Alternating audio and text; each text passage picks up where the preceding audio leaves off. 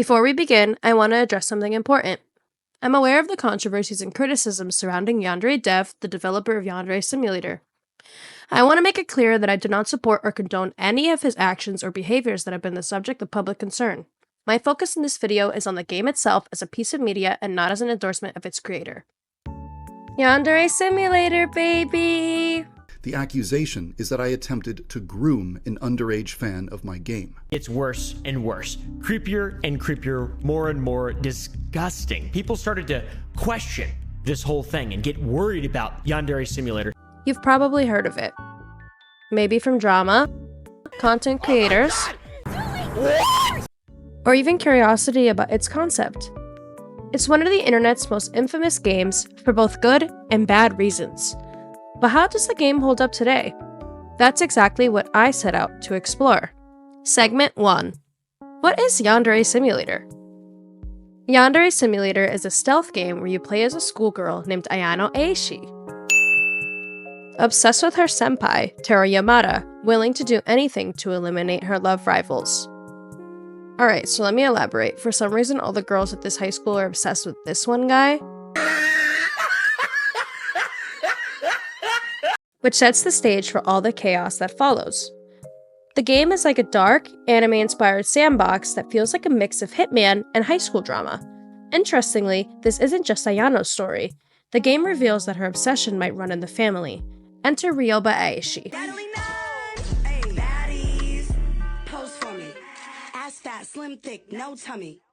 Ayano's mother, who lived a strikingly similar story during her high school years. The 1980s mode adds a retro twist to the game's premise, giving players a glimpse of how the Yandere legacy began. Yandere Simulator became publicly available April 30th, 2014, making it 10 years since the game began development. Segment 2. The drama behind the game. This game has been through its fair share of controversies.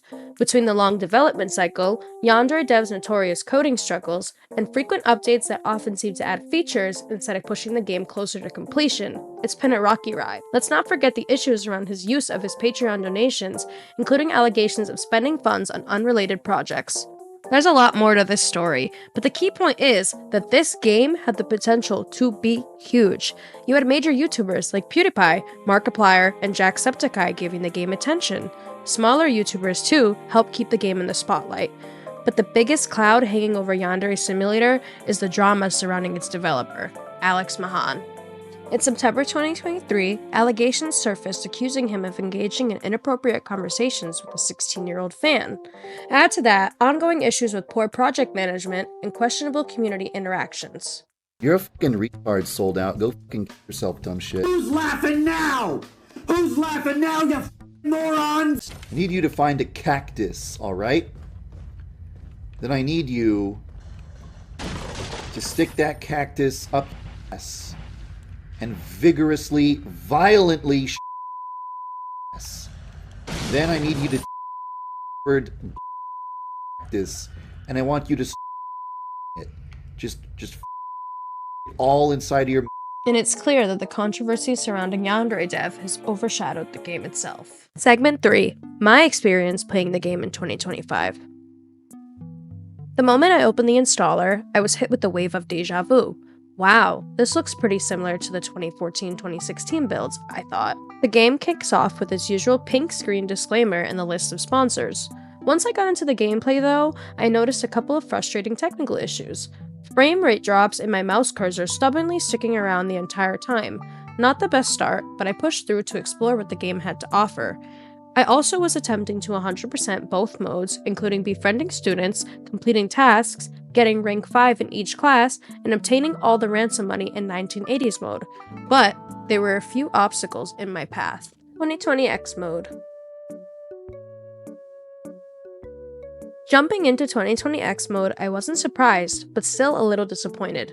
The mode is labeled still under development and it shows. While there have been some improvements, like updated graphics, the overall look and feel of the game is eerily similar to its earlier builds. Ayano's model and most of the other character designs remain unchanged, which left me wondering what's really been updated over the years. As for gameplay, there are currently only 2 rivals available, Osana and Amai. I managed to eliminate Osana using the drowning method, and Amai with an explosion. Both were fun, but it left me wanting more variety. To be fair, Yandere Simulator offers a range of elimination methods, but with only 2 rivals in 2020X mode, the options felt limited. Although it isn't complete, Yandere Dev did spend a lot of time including mini-games and Easter eggs that are pretty cool. So there's that. There is also a Kizuna cameo too, hinting at the next rival. 1980s mode. I have a much more positive impression of 1980s mode compared to 2020X mode, and it all starts with one key factor. It's complete. This mode follows Ryoba Aishi, Ayano's mother, and her obsessive love for her senpai, Jokichi Yurase. Sound similar yet? Released on October 10th, 2021, 1980s mode feels like a standalone project that's polished and cohesive in ways 2020X mode isn't. From the moment you start, the Vaporwave-inspired visuals and retro aesthetic immediately draw you in, creating a distinct atmosphere that perfectly complements the story's setting, and let's not forget about that city pop radio track.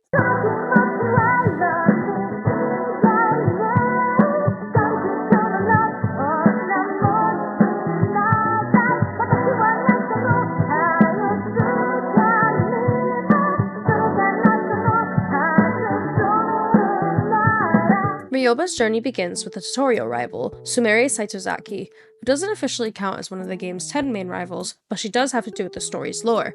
However, the first true rival, Kaguya Wakaizumi, was when things got a bit chaotic for me. I initially planned to kidnap her, but my execution fell apart when I stopped my follower too early. The result? I ended up offing her instead. Oops, because what is the fun in that? Enter rival number 2, Moeko Rakoyona. I decided to poison Moeko and then strangle her rather than drown her, because like I said, we aren't offing the rivals in the same way. Hi Osana! I also forgot to mention some of these rivals just wound up missing. Wink. Ryoba's third rival is Honami Hiroshima. Here's a bit of backstory on eliminating Honami. While going through each rival's diary, there is always an excerpt about an evil photographer. With that information, you could choose to leave a note in your rival's locker to meet to speak about this evil photographer. Upon meeting, the rival tells you about an abandoned asylum right outside of town, and how spending a night there is a popular test of courage. She then tells you how she wanted to build up her courage, so she decided to spend a night there. During her stay, she is confronted by a man with a knife, and while attempting to run, she gets cornered. The man blocked the doorway and told the rival to strip her clothing off. She was terrified, so she did so. The man ends up taking out a camera and taking a bunch of photos of her. She also includes how the man had a big duffel bag with him and had a bunch of photos of other girls inside. Ryoba then insists she would go to the asylum and burn the photographer's photos for the rival. Ryoba then goes to the asylum and burns 3 duffel bags filled with photos. But she's not alone. Okay, now that you're all caught up, back to Honami. I looked through her diary and put a note in her locker to offer help about her issue with the evil photographer. I did everything I just covered a moment ago, and upon finishing, Ryoba takes one photo to prove she was there, returns home, and calls Honami to inform her the photos have been destroyed, and also invites her over to see the proof. Honami comes over to chat and Ryoba offers her some tea, but it's not normal tea. So, I kidnapped her and tortured her to the point where she lost all sanity and killed the next rival for me. How original. Thanks! I already spoiled it, but the next rival is Sumiko Tachibana. Sumiko didn't even walk the halls of Academy for a day. Poor girl. Her task was cool though.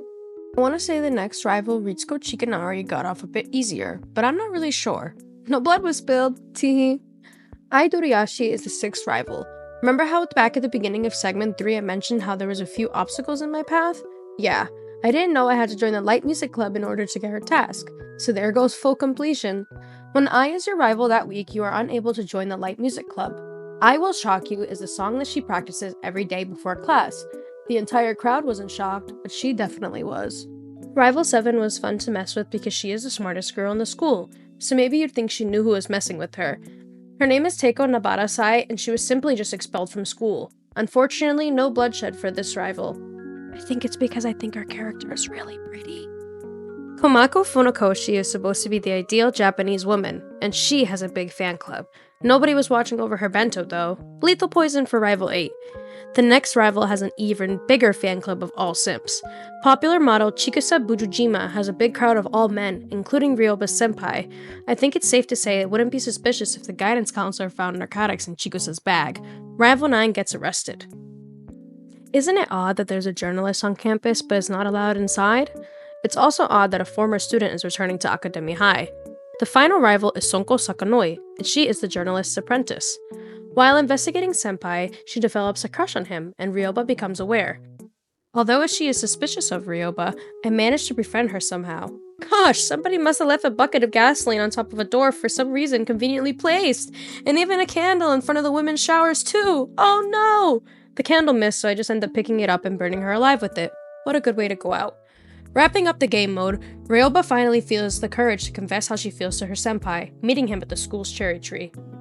We forgot to include the lore that this school has a myth that if you confess your love under the school's cherry tree, the person cannot say no!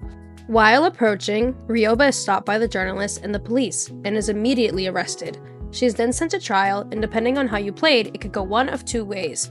You were judged on how the rivals were eliminated, how many friends you made, reputation, witnesses of suspicious activity, weapons being held, and being seen in bloody clothing, and most importantly, testimonies of a student witnessing Ryoba committing murder. Depending on how you did, you were rated. I figured I was going to be rated A, or even B, and ended up S rank. I was very excited over this with it being my first try. As the game says, I guess I'm a true yandere. I hope some of these poor girls can eventually learn to not trust just anybody, and to definitely not meet with random people when a note is placed in their locker. The game mode ends with Ryoba speaking about her trial and how much coverage it has received. Ryoba expresses embarrassment because now her senpai knows her as an obsessed murderous schoolgirl. She believes her senpai will always have doubts in his mind if she confesses her love, even though she was proven innocent. Ryoba would like to get her revenge on the journalist for ruining everything for her, but there are too many people watching, so she must lay low. She says she will never have her romantic confession underneath the cherry tree, but she has a last resort, something she never wanted to do.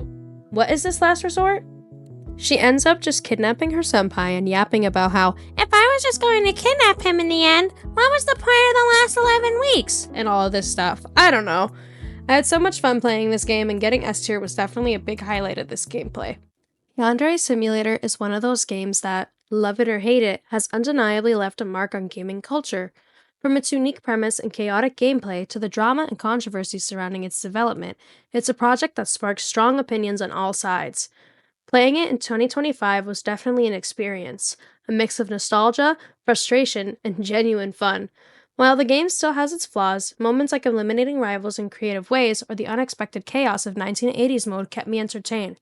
And hey, achieving that S rank on my first try was a highlight I'll never forget.